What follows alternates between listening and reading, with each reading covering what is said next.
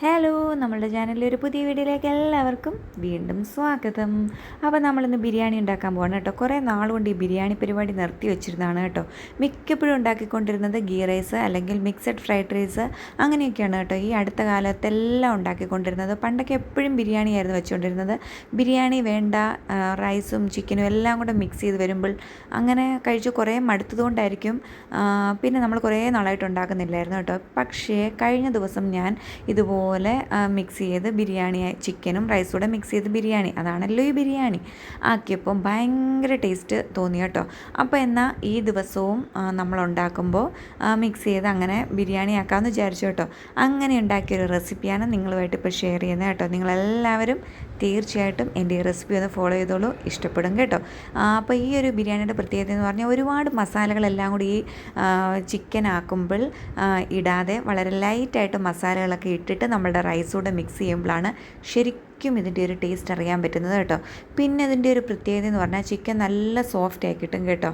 Chicken നല്ല സോഫ്റ്റായിട്ട് നമ്മുടെ ആ റൈസിൽ കിടക്കുമ്പോഴാണ് ടേസ്റ്റ് ഭയങ്കരമായിട്ട് നമുക്ക് ഫീൽ ചെയ്യുന്നത്. അപ്പം നമുക്ക് ഇതെങ്ങനെയാണ് ഉണ്ടാക്കുന്നതെന്ന് പെട്ടെന്ന് അങ്ങോട്ട് കണ്ടു നോക്കിയാലോ.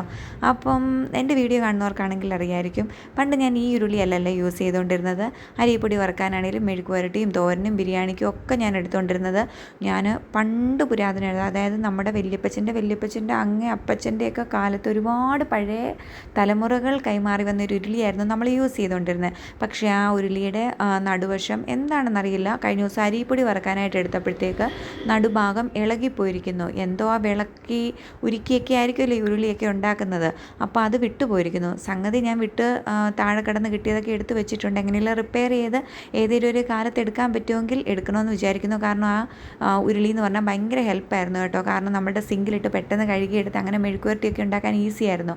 അപ്പോൾ അതിന് നല്ല വിസ്താരമൊക്കെ ഉള്ളതുകൊണ്ട് ഇട്ട് ഇളക്കി മുരിച്ചൊക്കെ എടുക്കാൻ നല്ലതാണ്. നമ്മളുടെ ഇപ്പോഴത്തെ ഈ ചീനിച്ചട്ടി, നോൺ സ്റ്റിക്ക് തവകളെക്കാളും ഒക്കെ എനിക്ക് ഇഷ്ടമായിരുന്നു കേട്ടോ അത്. പക്ഷേങ്കിൽ ഇതിൻ്റെ ഒരു പ്രശ്നം എന്ന് പറഞ്ഞാൽ സിങ്കിലിട്ട് കഴുകിയെടുക്കാൻ കുറച്ച് പാടാണ്. കാരണം സിങ്കിൽ കിടക്കുമെങ്കിലും അത്രയ്ക്ക് അങ്ങോട്ട് വിസ്തരിച്ച് കിടന്ന് നമുക്ക് കഴുകിയെടുക്കാൻ പറ്റില്ല. പുറത്ത് തന്നെ കൊണ്ടുപോയി കഴുകി എടുത്തുകൊണ്ട് വരേണ്ടി വരും. പിന്നെ വലിയ വെയിറ്റിലേലും അത്യാവശ്യം വെയിറ്റൊക്കെ ഉണ്ട് കേട്ടോ, 2 കൈ കൊണ്ട് തന്നെ പൊക്കേണ്ടി വരും. എന്നിരുന്നാലും കഴുകൽ ഒരു ബുദ്ധിമുട്ടാണ് കേട്ടോ. അകത്ത് വെച്ചിട്ടുള്ള ആ വിസ്തരിച്ചുള്ള കഴുകൽ നടക്കുന്നില്ല. പക്ഷേങ്കിൽ വേറെ ഉരുളിയില്ലാത്ത പക്ഷം നമ്മൾ ഇതിൽ തന്നെ ഉണ്ടാക്കുകയാണ് കേട്ടോ. അപ്പോൾ നമ്മുടെ ബിരിയാണിയിലേക്ക് വരാം നമുക്ക്. അപ്പം നമ്മളുടെ ഉരുളിയൊക്കെ നല്ലതുപോലെ ചൂടായി വന്നതിന് ശേഷം നമുക്ക് നെയ്യ് ഒഴിച്ചു കൊടുക്കാം. നെയ്യ് ഇല്ലെങ്കിൽ കുഴപ്പമില്ല, സൺഫ്ലവർ ഓയിലായാലും മതി. ഇനിയിപ്പോൾ സൺഫ്ലവർ ഓയിൽ ഇല്ലെങ്കിൽ കോക്കനട്ട് ഓയിലും പിന്നെ കുറച്ച് നെയ്യൊക്കെ വീട്ടിൽ കാണുമല്ലോ, അതുകൂടെ മിക്സ് ചെയ്താക്കിയാലും മതി കേട്ടോ. നെയ്യ് ഉണ്ടെങ്കിൽ നെയ്യ് ഇട്ടോ. അപ്പോൾ നല്ല നെയ്ച്ചോറും ഒക്കെ ആക്കി നമുക്കിതിനെ എടുക്കാൻ പറ്റും. ഇനിയിപ്പം നെയ്യ് അത്രയ്ക്കും ഒഴിക്കാൻ പിശുക്കൊക്കെ ഉള്ളവരാണെങ്കിൽ കുറച്ച് നെയ്യും കുറച്ച് സൺഫ്ലവർ ഓയിലൂടെ ഒഴിച്ചു കൊടുത്തോ കേട്ടോ. നല്ലതുപോലെ അത് ചൂടായി വരുമ്പോഴത്തേക്ക് കുറച്ച് പെരുംജീരകവും കറുവാപ്പട്ടയും ഗ്രാമ്പൂവും പിന്നെ ഏലക്കായും കൂടെ പൊട്ടിച്ചെടുക്കണം. കുരുമുളക് അങ്ങനെ തന്നെ മുഴുവനായിട്ട് പൊടിക്കാത്തത് ഇരിപ്പുണ്ടെങ്കിൽ ചേർത്ത് കൊടുത്തു. പിന്നെ കുഞ്ഞുങ്ങളൊക്കെ ഉണ്ടെങ്കിൽ വേണ്ട കേട്ടോ. അറിയാതെ കുരുമുളകൊക്കെ കടിച്ചു കഴിഞ്ഞാൽ കഴിച്ചുകൊണ്ടിരിക്കുന്ന ആ ഫ്ലോ അങ്ങ് പോയി കിട്ടും പിള്ളേരുടെ. എന്നിട്ട് നമുക്ക് ചതച്ച് വെച്ചിരിക്കുന്ന വെളുത്തുള്ളി ഇഞ്ചിയും അങ്ങ് ഇട്ട് കൊടുക്കണം കേട്ടോ. പക്ഷേ ഇവിടെ ഇരിക്കുന്നതേ ഉള്ളൂ, ഞാൻ ഇട്ട് കൊടുക്കാൻ മറന്നുപോയി. പിന്നെ ലാസ്റ്റിൽ ഇട്ട് കൊടുത്തു കേട്ടോ. പിന്നെ എപ്പോഴായാലും ഇട്ട് കൊടുത്താലും മതി. എന്നാലും നമ്മളുടെ ഒരു രീതി അനുസരിച്ച് ഈ സ്പൈസസ് പൊട്ടി വരുമ്പോഴത്തേക്കാണ് വെളുത്തുള്ളിയും ഇഞ്ചിയും ചതച്ചതും നമ്മൾ ചേർത്ത് കൊടുക്കേണ്ടത് കേട്ടോ. അതിന് നല്ലൊരു സ്മെല്ലൊക്കെ അങ്ങോട്ട് മൂത്ത് വരുമ്പോഴത്തേക്ക് നമുക്ക് സവോള തിന്നായിട്ട് കട്ട് ചെയ്ത് വെച്ചിരിക്കുന്നത് ചേർത്ത് കൊടുക്കാം. എന്നിട്ട് വേണം നമ്മുടെ പൊടികൾ ഇട്ട് കൊടുക്കാൻ. പൊടികൾ ഇട്ട് കൊടുക്കുമ്പോൾ എപ്പോഴും ശ്രദ്ധിക്കണം, ഓവറായിട്ട് ചേർക്കാത്തതാണ് നല്ലതെന്ന് എനിക്ക് തോന്നുന്നു കേട്ടോ. ഇനിയിപ്പോൾ ഓവർ സ്പൈസി ബിരിയാണിയൊക്കെ ആണെങ്കിൽ ഇഷ്ടമുള്ളവരാണെങ്കിൽ കുഴപ്പമില്ല. പക്ഷേ കുഞ്ഞുങ്ങളൊക്കെ വീട്ടിലുള്ളവർ അധികം ഈ പൊടികളൊക്കെ ചേർക്കാത്തത് തന്നെയാണ് കേട്ടോ നല്ലത്. അപ്പം ഞാൻ ചേർത്തത് മല്ലിപ്പൊടിയും മുളക് പൊടിയും മഞ്ഞൾ പൊടിയും പിന്നെ ഉപ്പ് പിന്നെ നമുക്ക് ഉള്ളി വഴറ്റുമ്പോൾ തന്നെ ഇട്ട് കൊടുക്കാം. ഗരം മസാലയും ഇത്രയും കൂടെ ചേർത്ത് അത് നല്ലതുപോലെ ഒന്ന് വഴന്ന് വന്ന് കഴിയുമ്പോഴത്തേക്ക് നമ്മളുടെ ഈ ചിക്കൻ പീസസ് ഇട്ട് കൊടുക്കാം. ചിക്കൻ പീസസ് എല്ലാം ഒന്ന് മിക്സാക്കി അതിലേക്ക് വളരെ കുറച്ച് മാത്രം തൈരൂടെ ഒഴിച്ചു കൊടുത്തു കഴിഞ്ഞാൽ ചിക്കൻ നല്ല സോഫ്റ്റായിട്ട് കിട്ടും കേട്ടോ. അപ്പം നമ്മളുടെ ആ പരിപാടി അവിടെ ഞാൻ കുറച്ച് നേരം വെച്ചു. കാരണം എന്ന് പറഞ്ഞാൽ ഇനി അതെല്ലാം എനിക്ക് കിടന്നൊന്ന് വെന്ത് ചിക്കനെല്ലാം ഒന്ന് സെറ്റായി വരുമ്പോഴത്തേക്ക് നമ്മളുടെ ബാക്കിയുള്ള ജോലികൾ ചെയ്യാം കേട്ടോ. അപ്പോൾ ഓരോ ജോലികളും പെട്ടെന്ന് എന്തെങ്കിലും ഗ്യാസിൽ വെച്ച് കഴിഞ്ഞാൽ ഞാൻ ബാക്കി ജോലികൾ അപ്പം തന്നെ അങ്ങ് ചെയ്യും. അപ്പോൾ എല്ലാം ബാലൻസ് ആയിട്ട് പെട്ടെന്ന് പണികൾ അവസാനിപ്പിച്ചിട്ട് നമുക്ക് കിച്ചണിൽ നിന്ന് ഇറങ്ങി പോകാൻ പറ്റും.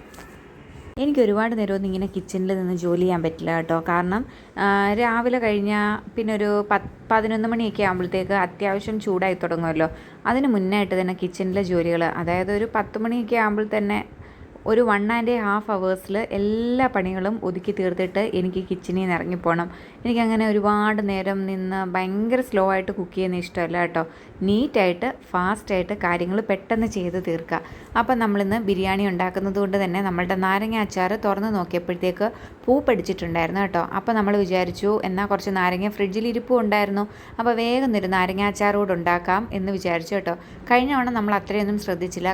നാരങ്ങ നല്ലതുപോലെ നമ്മൾ വെള്ളം തന്നെ ഒന്നുമില്ലാതെ വേണം നമ്മൾ നാരങ്ങ അച്ചാർ ഇടാൻ. പക്ഷേ കഴിഞ്ഞ തവണ ഒന്ന് ഫാസ്റ്റായിട്ട് എന്തോ ചെയ്തുകൊണ്ട് വെള്ളം നനവോ എന്തെങ്കിലും വന്നതുകൊണ്ടായിരിക്കാം ഇത്തവണ കഴിഞ്ഞ തവണ നമ്മൾ ഇട്ട നാരങ്ങ അച്ചാർ പൂത്തിട്ടുണ്ടായിരുന്നു കേട്ടോ. അങ്ങനെ പൂക്കുന്നതേ അല്ല, ഒട്ടും വെള്ളമയോ ഇല്ലാതാണ് നമ്മൾ അച്ചാറുകൾ ഇടുന്നത്. പക്ഷെങ്കിൽ പൂത്തുപോയി കഴിഞ്ഞ തവണത്തെ. അതുകൊണ്ട് ഇത്തവണ കുറച്ച് ശ്രദ്ധിച്ച് പെർഫെക്റ്റായിട്ട് അച്ചാർ ഇടാമെന്ന് വിചാരിച്ചു. ഇന്നിപ്പോൾ ഒരുപാട് ദിവസമായി കേട്ടോ. ഈ ബിരിയാണി വീഡിയോ ഞാൻ എടുത്തിട്ട് കുറച്ച് ദിവസമായി. ഇന്ന് ഈ നിമിഷം വരെ നമ്മളുടെ അച്ചാർ പൂത്തിട്ടില്ല കേട്ടോ. അങ്ങനെ തന്നെ നല്ല പെർഫെക്റ്റായിട്ട് അവിടെ ഇരിപ്പുണ്ടേ. അപ്പോൾ അതിൻ്റെ ഇടയ്ക്ക് നമ്മളുടെ സാലഡ് റെഡി ആയിട്ടുണ്ട്. പിന്നെ അതിനോടൊപ്പം തന്നെ നമ്മൾ പപ്പടവും കാച്ചിയായിരുന്നു കേട്ടോ. പപ്പടം ഞാൻ കാച്ചിയപ്പോഴത്തേക്ക് അങ്ങനെ ഒടിച്ചൊടിച്ച് വറുത്തത് വേറൊന്നും കൊണ്ടല്ല കേട്ടോ.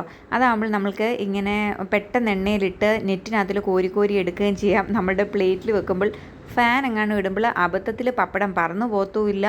പിന്നെ നമ്മുടെ പ്ലേറ്റിനകത്തിൽ നിറച്ചിങ്ങനെ പപ്പടം ഇരിക്കുന്നത് എനിക്ക് അത്ര ഇഷ്ടമല്ല കേട്ടോ. അതുകൊണ്ടാണ് ഇങ്ങനെ പൊടിയായിട്ട് ഇങ്ങനെ വറക്കുന്നത്. അതാണ് ഇപ്പം അത് ഇപ്പം അതാണ് അങ്ങനെ ഒടിച്ചൊടിച്ച് മുറിച്ചൊക്കെ പപ്പടം വറക്കുന്നതാണ് നല്ലതെന്ന് തോന്നുന്നു കേട്ടോ. അത് നമ്മൾ ഒറ്റയടിക്ക് പരിപാടി അങ്ങ് തീരും.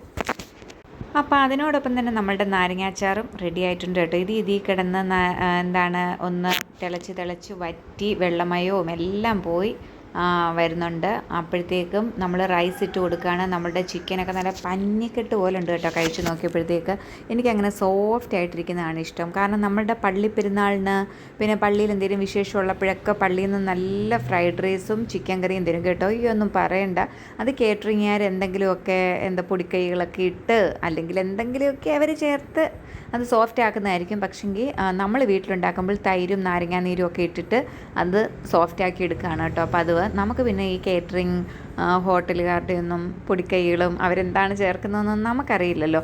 നമ്മളുടെ ഹെൽത്ത് നോക്കി നമ്മൾ തൈരും നാരങ്ങാനീരും ഒക്കെ ചേർത്ത് കൊടുക്കുക കേട്ടോ. അപ്പോഴത്തേക്ക് ചിക്കൻ സാധാരണ കോരി വേറൊരു പാത്രത്തിലോട്ട് മാറ്റി വെക്കുമായിരുന്നു പതിവ്. ഇന്ന് അതിൻ്റെ ഒന്നും ആവശ്യം വന്നില്ല. കാരണം അത്യാവശ്യം സ്പേസ് ഉണ്ടല്ലോ നമ്മളുടെ ഉരുളിക്കകത്ത്. തന്നെയല്ല ഒരുപാട് ക്വാണ്ടിറ്റി ഇല്ലായിരുന്നു ചിക്കൻ എന്ന് എനിക്ക് തോന്നുന്നു. ഞാനൊരു ചിക്കൻ ഫുള്ളായിട്ട് എടുത്തില്ലായിരുന്നു കേട്ടോ.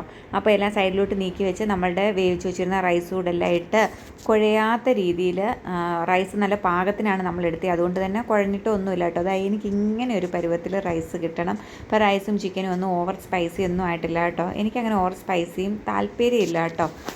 പിന്നെ നമ്മളുടെ സാലഡും നമ്മളുടെ റൈസും ബിരിയാണി ആയിക്കഴിഞ്ഞ് കഴിഞ്ഞാൽ പിന്നെ ഒന്നും നോക്കില്ല, പെട്ടെന്ന് തന്നെ പ്ലേറ്റ് എടുത്ത് വിളമ്പി ടപ്പേന്ന് കഴിക്കുന്നത് പണ്ട് തൊട്ടുള്ളൊരു രീതിയാണ് കേട്ടോ. പക്ഷെങ്കിൽ ഞാൻ ആ ഒരു കഴിപ്പിൽ നിർത്തും. രണ്ടാമതൊരു ചോറെടുപ്പൊന്നുമില്ല. ഇത് കാണുന്നവർ ചിന്തിക്കുന്നുണ്ടാവും ഇത്രയും എടുത്തില്ലേ, ഇനി എന്തിനാണ് രണ്ടാമതെടുക്കുന്നതെന്ന്. പക്ഷെങ്കിൽ ഇത് അത്ര ക്വാണ്ടിറ്റി ഒന്നുമില്ല കേട്ടോ. ഭയങ്കര യമ്മിയായിട്ടുള്ള ഒരു ലഞ്ചായിരുന്നു കേട്ടോ ഇത്. കാരണം ഭയങ്കര ടേസ്റ്റ് ഉണ്ടായിരുന്നു നമ്മളുടെ ചിക്കനിൽ കിടന്ന റൈസിനും. അപ്പോൾ എല്ലാം കൊണ്ടും അടിപൊളിയായിരുന്നു.